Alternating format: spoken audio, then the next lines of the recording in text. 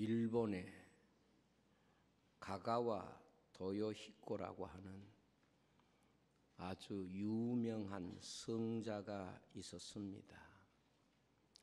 우리식대로 이분의 이름을 표현하면 하천풍원이라는 이름으로 우리는 잘 알고 있습니다. 이분은 슈바이처와 간디와 함께 인류 20세기 3대 성자 중에 한 사람으로 존경을 받는 분입니다. 그런데 이 하천풍원은 첩의 아들로 세상에 태어났습니다.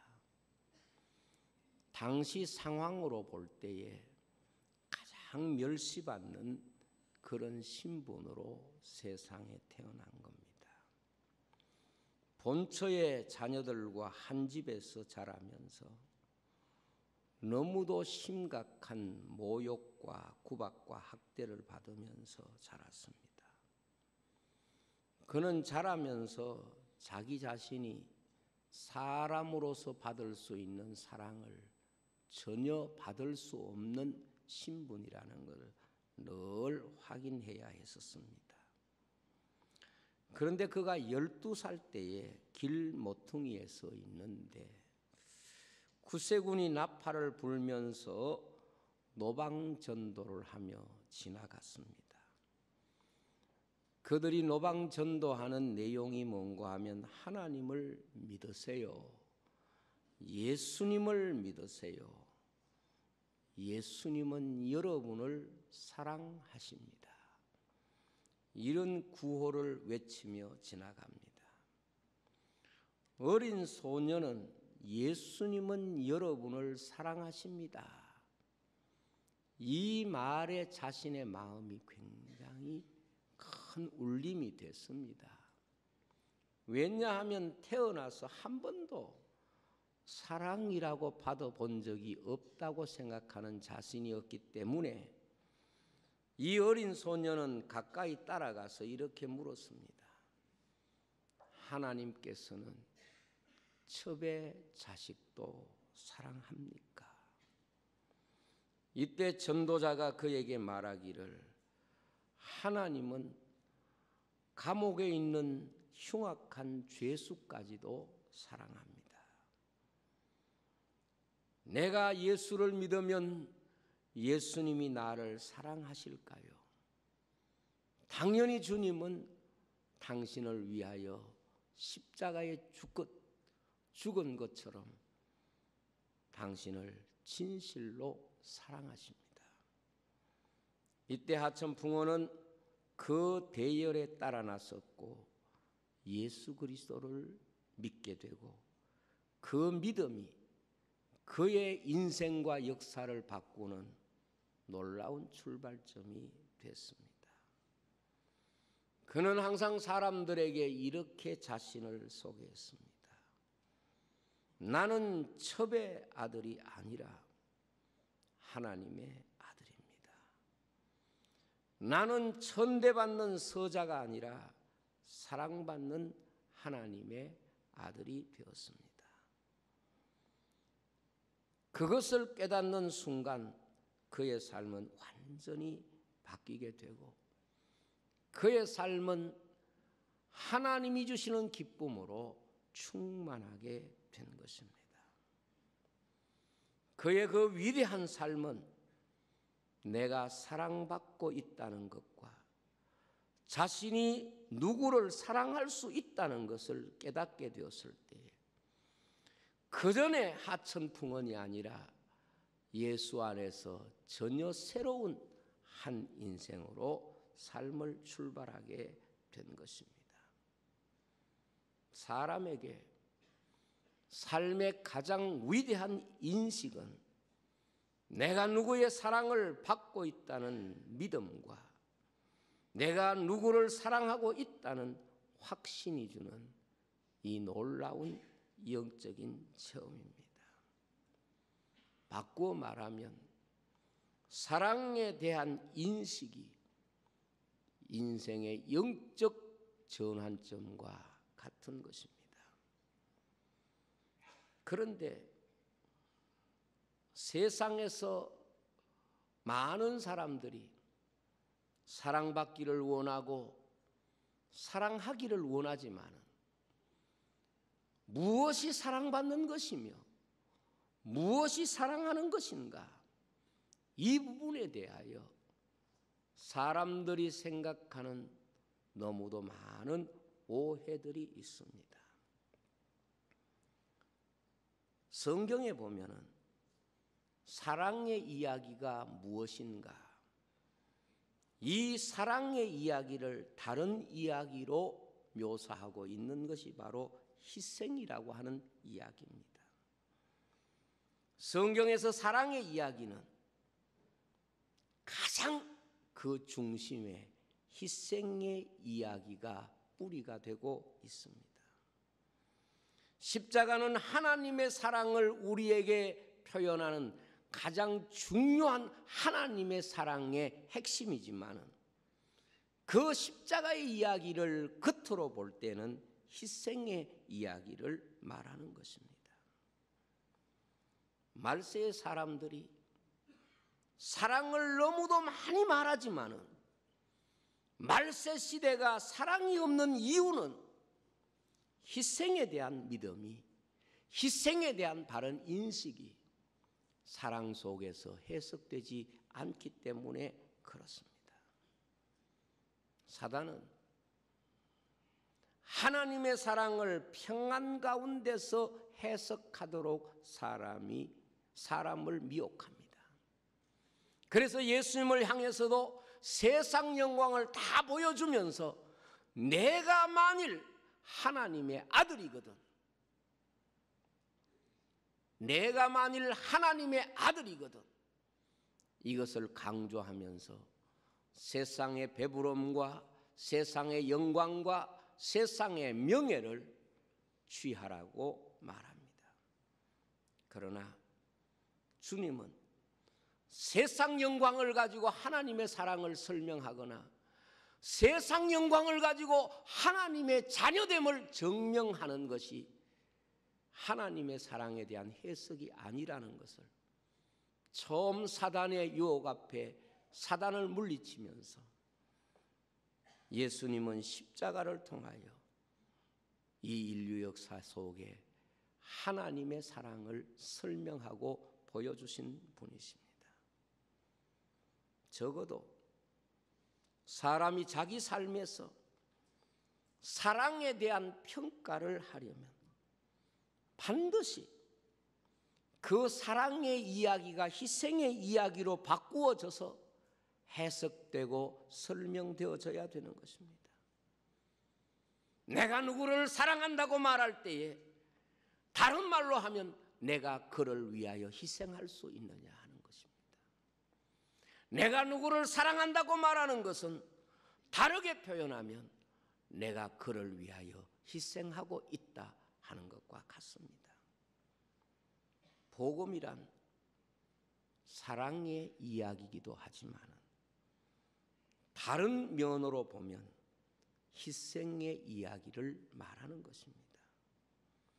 세상에서 부모의 사랑이 귀한 사랑으로 사람에게 평가되고 있는 것은 부모는 자녀를 위하여, 누구보다도 그 자녀를 위하여 많은 희생을 지불한 분이기 때문에 그렇습니다. 해산의 수고를 시작해서 자녀가 한 인생으로 세상을 살아가는 모든 삶의 뿌리에는 부모가 지불한 희생의 무게가 있고 희생의 분량이 분명히 있는 것입니다. 희생이 전제되지 않는 사랑, 이것은 진정한 사랑일 수가 없습니다. 십자가를 지지 마세요, 이것은 진정한 사랑이 아닙니다. 그래서 십자가를 지지 말도록 간청하는 베드로에게 예수님이 엄히 책망하시면서 하시는 말씀이, 내가 사람의 뜻을, 사람의 생각을 가지고 하나님의 사랑과 뜻을 가로막으려고 하느냐? 사탄아 물러가라. 이렇게 엄하게 책망하신 것입니다. 희생이 전제되지 않는 사랑을 가지고 기독교의 사랑을 해석하는 것은 십자가를 빼버리고 하나님의 사랑을 해석하는 것과 전혀 다르지 않습니다. 성경에 예수님께서도 사랑을 설명하면서 사랑은 희생이라는 것을 이렇게 말씀하셨습니다. 선한 목자와 거짓 목자를 비교하면서 선한 목자는 양을 위하여 자기의 목숨을 버린다고 말씀합니다. 삭군 목자는 양도 자기 양이 아니기 때문에 맹수가 오면 양을 버리고 도망한다는 말입니다. 삭군과 참된 선한 목자의 차이는 희생의 자리가 있을 때에 희생의 자리를 지키느냐, 희생의 자리를 지키지 못하느냐, 이것이 바로 주님이 말씀하신 진짜와 가짜의 차이라는 것입니다. 평안할 때는 삭군과 선한 목자에게 전혀 차이를 발견할 수가 없습니다. 그러나 희생이 필요할 때 그 희생을 지불할 줄 아는 사람이 진정으로 사랑을 가진 사람이고, 희생을 지불할 마음이 없는 것은 진정한 사랑이 아니라는 것을 말씀하고 있습니다. 성경을 어디를 보더라도 언제나 사랑은 희생의 뿌리에서 나오고 있음을 볼 수 있습니다. 현대 사회가 사랑이 식어지는 이유는 희생에 대해서는 우리 개인적으로 너무도 부정적인 의식들을 가지고 살아가고 있기 때문에 그렇습니다. 이 세상의 많은 사람들이 희생을 찬양하고 희생을 이야기하고 희생의 이론을 말하고 있지만은 자기 사랑이 너무 깊기 때문에 희생의 소중함을 자기 자신으로부터 결코 배우지 못하고 있는 것입니다. 오늘 현대인들이 자기 사랑이 너무 강하기 때문에 자기 자신에게 희생의 소중함을 발견하지 못하고 훈련하지 못하고 배우지 못하는 사람은 결국 자기 사랑에서 더 나아가지 못하고 참 사랑을 알지 못하는 인생이 되는 것입니다.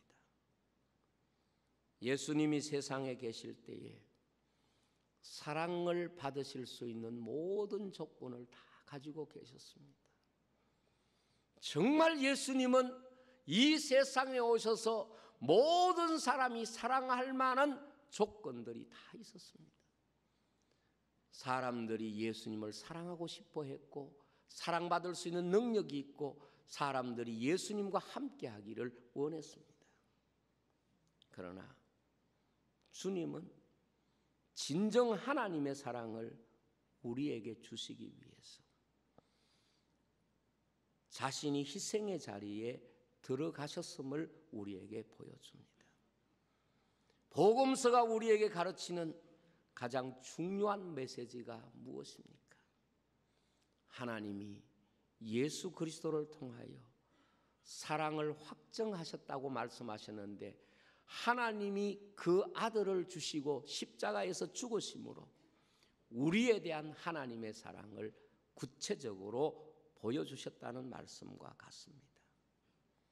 그런데 주님이 이 세상에 사역하실 때에 하나님이 그 아들 되시는 예수님의 사역에 대하여 3번 하나님의 음성을 직접 들려주신 사실을 성경은 기록하고 있습니다.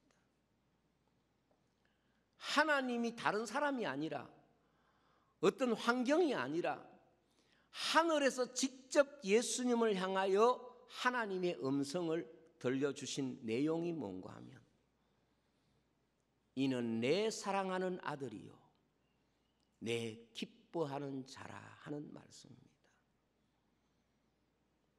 사람들이 들려준 말이 아닙니다. 주님이 계시는 그 현장에서 하나님이 친히 음성으로 내 사랑하는 아들이요 내 기뻐하는 자라는 말씀을 들려준 3번의 기록을 우리는 성경에서 보게 되는데, 하나님이 친히 하늘에서 음성을 들려주실 그 자리가 갖는 공통점이 있습니다. 그 자리가 뭐냐? 희생을 해석하는 자리입니다. 그 자리가 다 희생을 해석하는 자리라는 것을 우리에게 보여주시기 때문에 우리는 하나님이 그 아들에게 내 사랑하는 아들이요 내 기뻐하는 자라 하는 이 말씀을 들려주시듯이 오늘도 분명히 하나님을 위하여 고난의 자리에 있고 희생의 자리에 있는 자들에게 하나님은 너는 내 아들이야, 너는 내가 기뻐하는 자야, 이 말씀을 들려주시기 원하신다는 것을 믿습니다.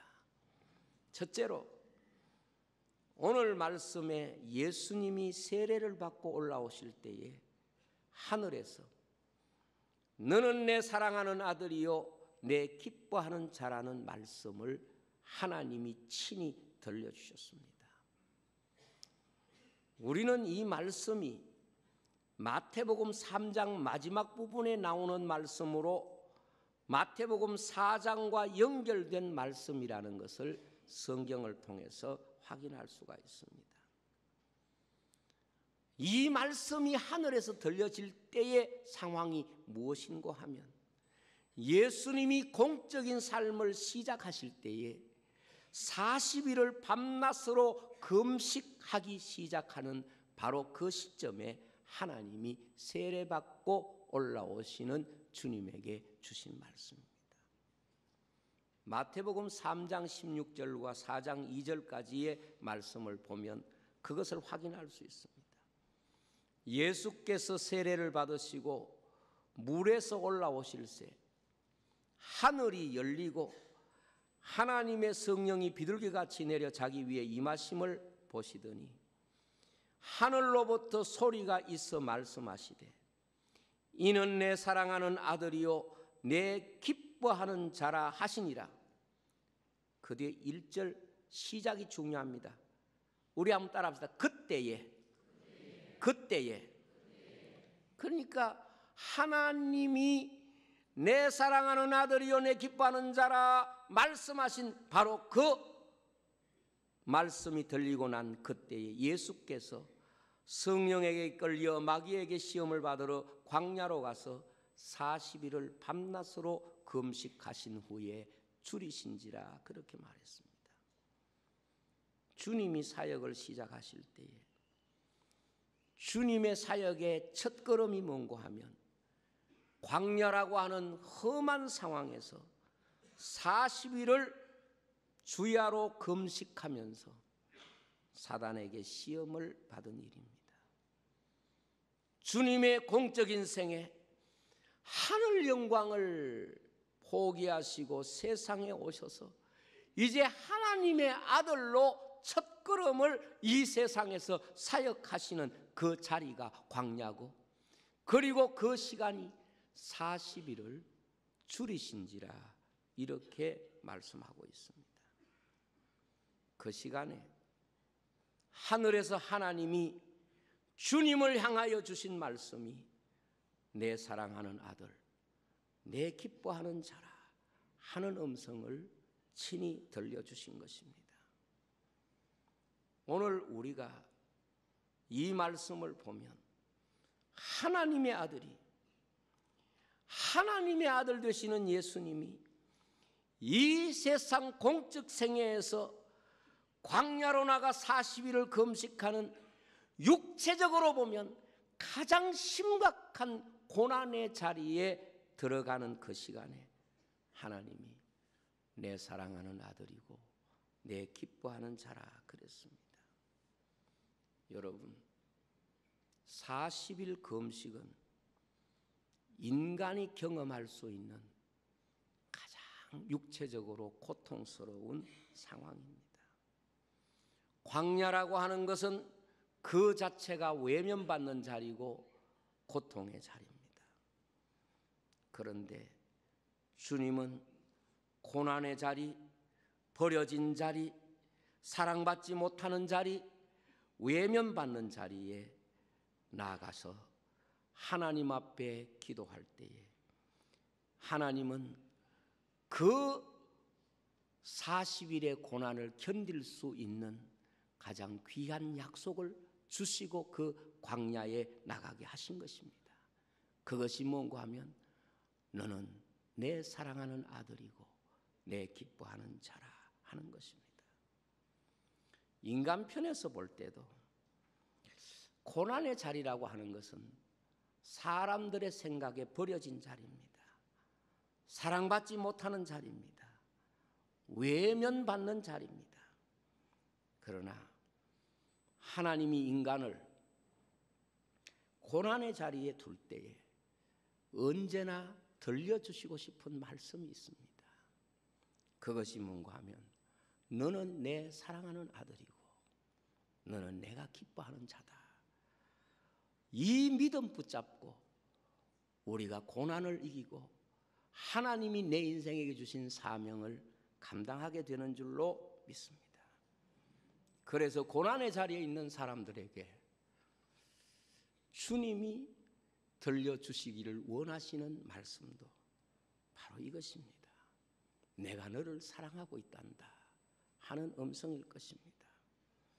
그래서 믿음의 사람들에게는 고난이 없었던 것이 아니라 고난의 자리에서 하나님이 사랑하고 있단다 하는 것을 언제나 깨우쳐 주시고 들려주심으로써 고난을 감사하고 고난을 견디고 고난을 축복으로 바꾼 것입니다.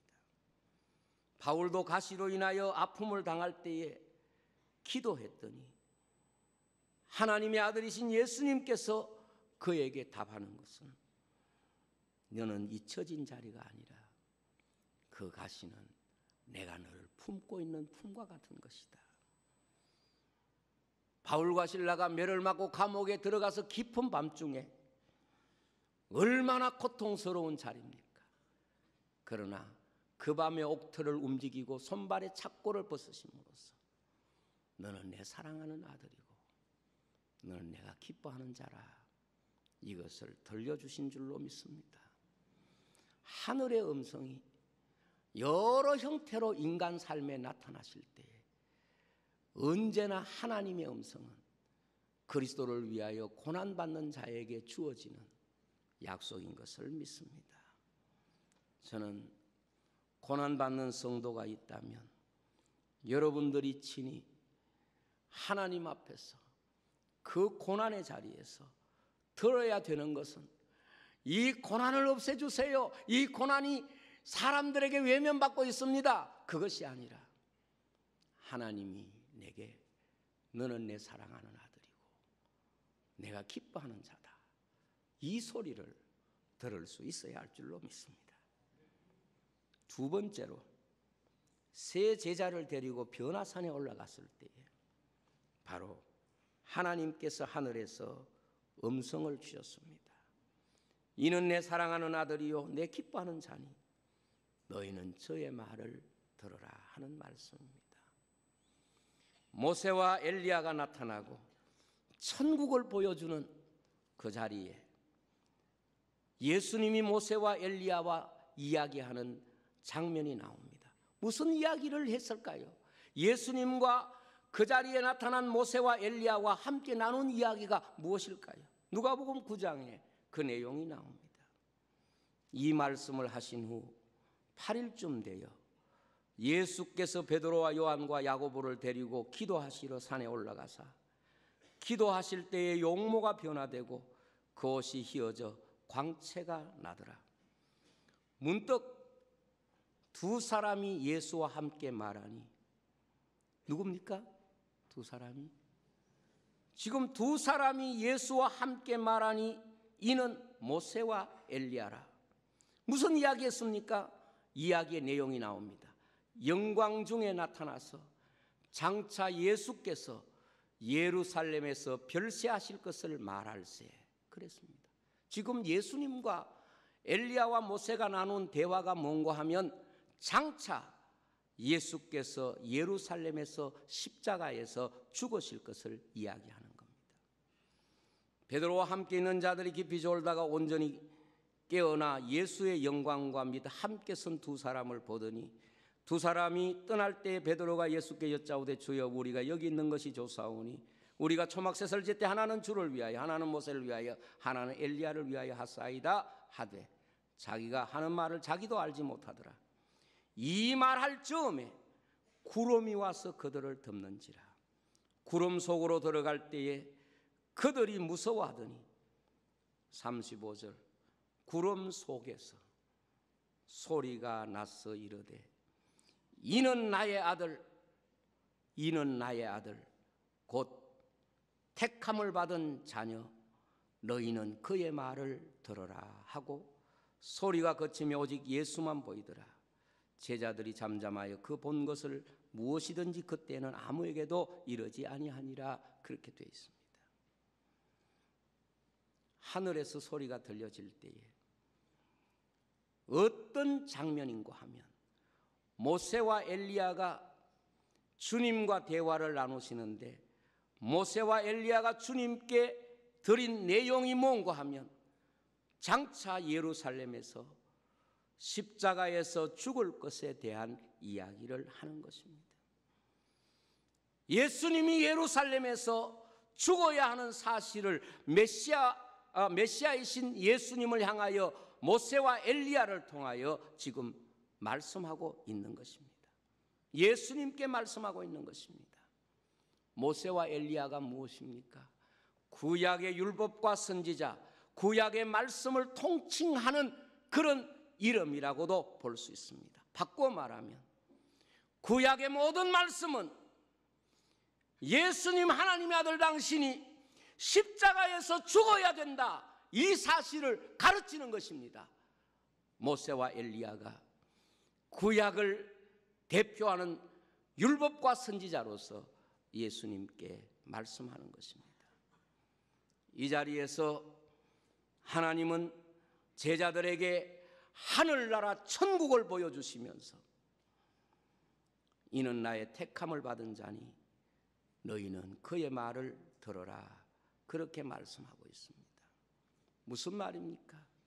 하나님의 나라는 하나님의 아들이신 예수 그리스도의 십자가의 고난을 통하여 인간에게 주어진다는 것을 변화산을 통하여 보여주신 것입니다.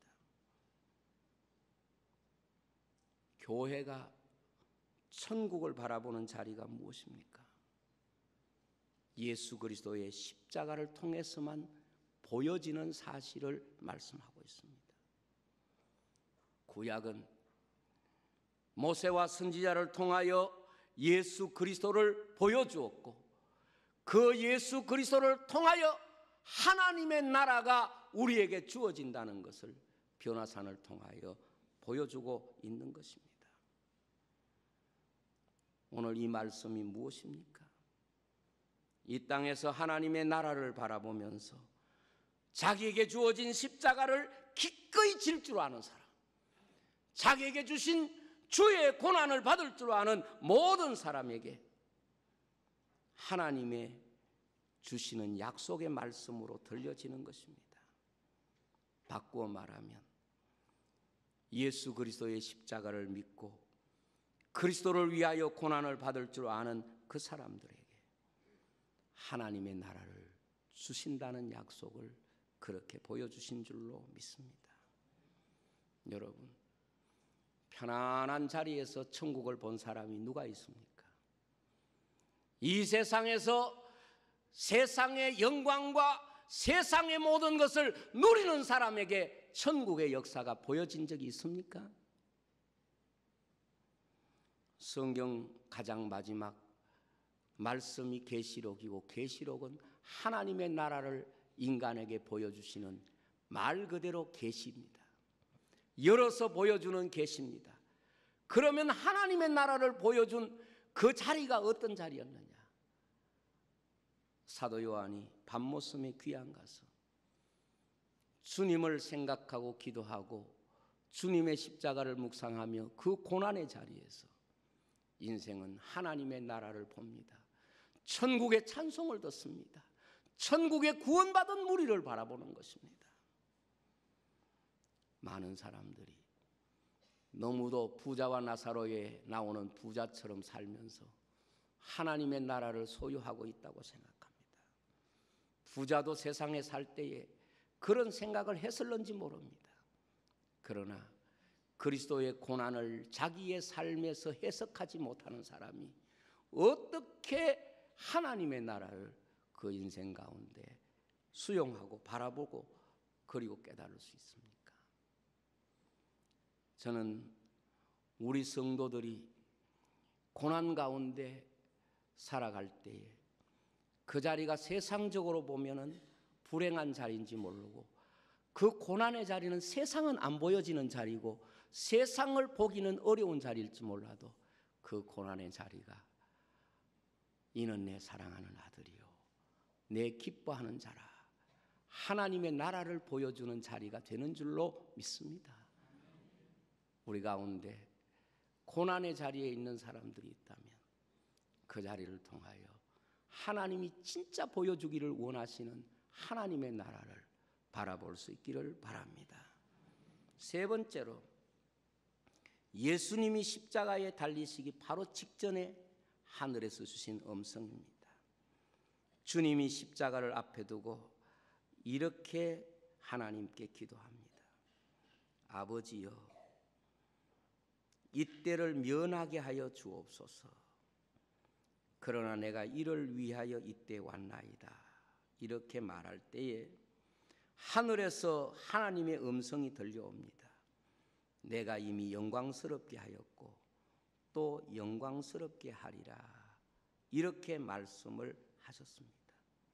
이때 예수님께서 이 말씀은 나를 위하여 한 것이 아니라 너희를 위하여 들려준 것이다. 이렇게 말씀을 하셨습니다. 요한복음 12장에 그 내용이 있습니다.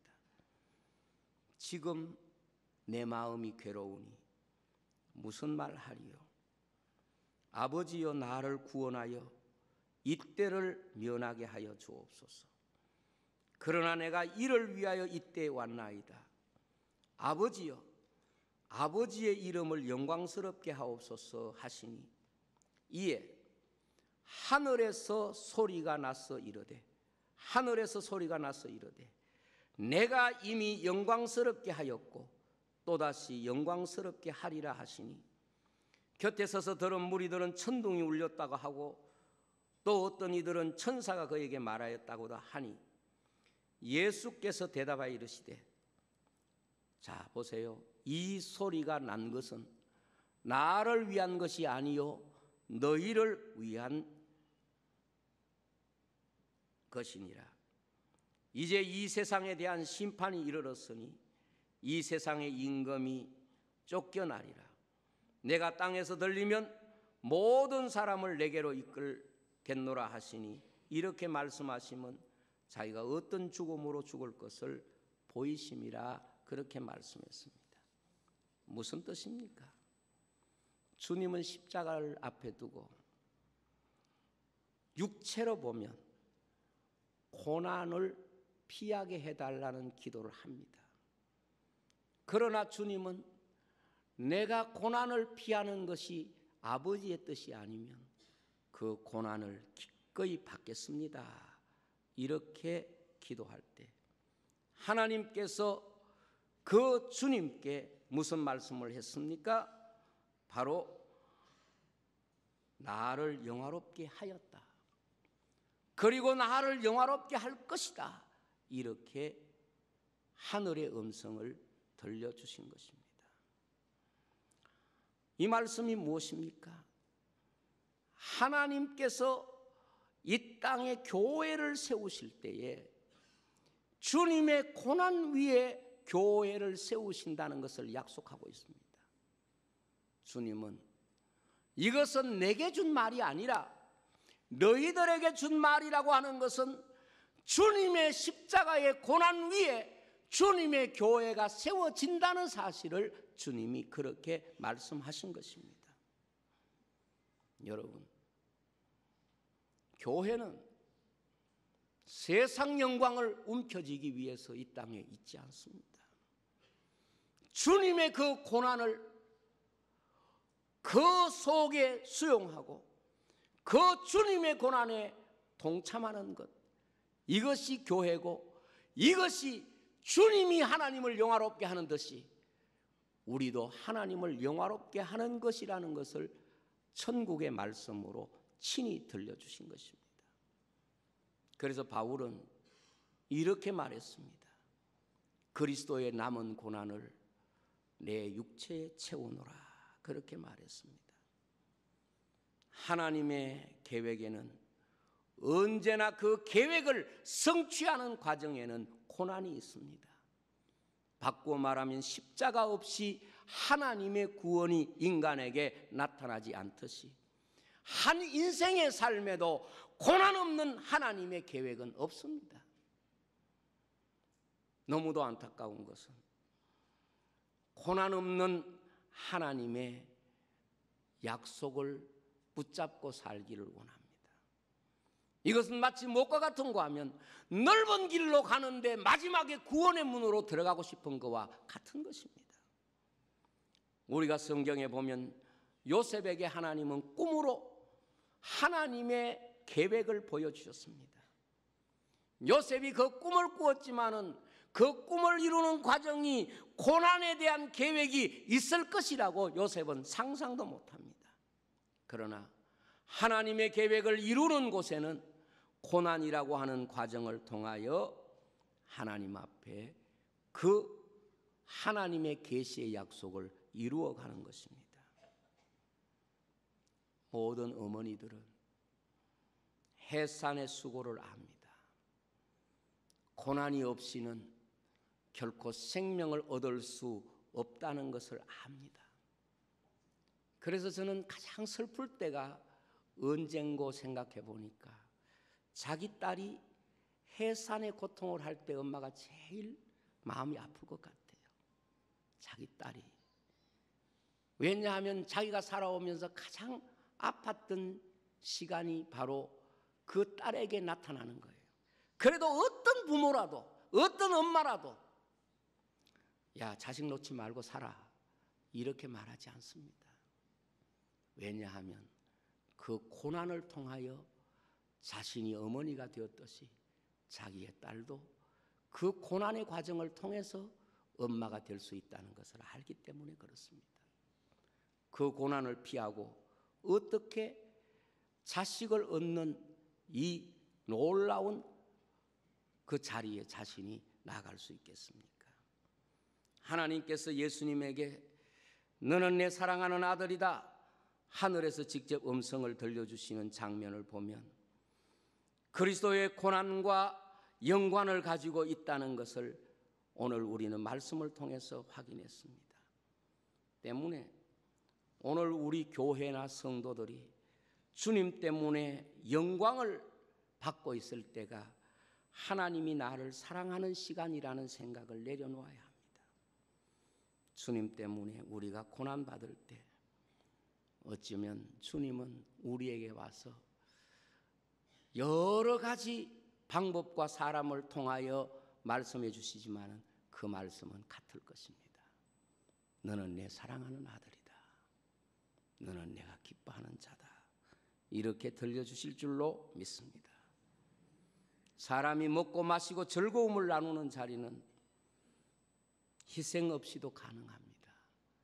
다르게 말하면 사랑 없이도 가능합니다. 누구라도 할 수 있습니다.